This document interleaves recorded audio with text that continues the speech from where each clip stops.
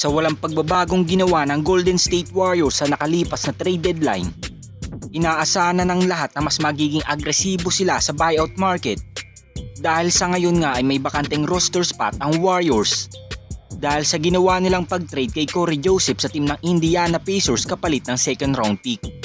At ngayong mas kinakailangan na nga nila ng legit center sa kanilang lineup, mukhang magbabago pa nga ng ruta ang Dub Nation. Dahil kilala nga natin ang team na ito na bihasa na sa paggamit ng small ball lineup. At ito nga ang pinakang kinaiinis ng mga Warriors fans. Dahil obvious naman na center talaga ang kulang sa kanilang team. Ngunit mas nagiging priority pa nga nila ang maliliit na players.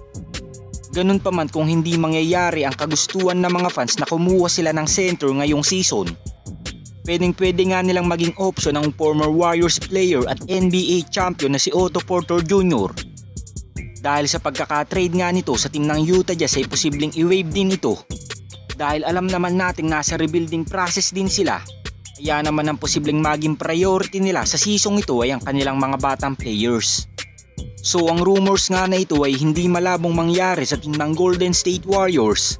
Lalo na't kabisado na ng Warriors front office ang laruan ni OPJ.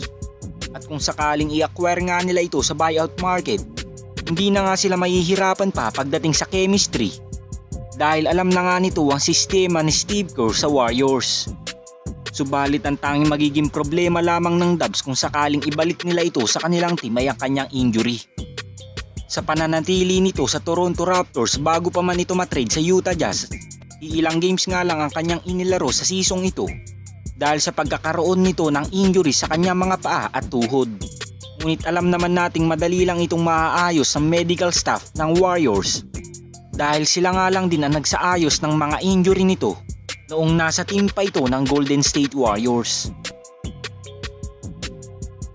At dahil sa posibleng pag-acquire ng Warriors kay Otto Porter Jr. sa buyout market, pwede nga rin nilang subukan si Marcus Morris Sr.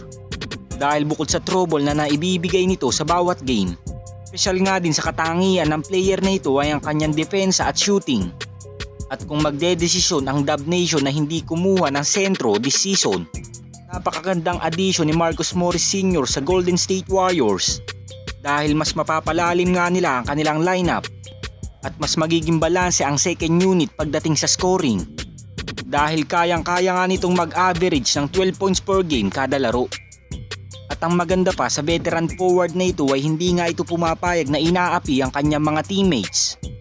At wala talaga itong inaatrasan kahit sino mang player sa loob ng court.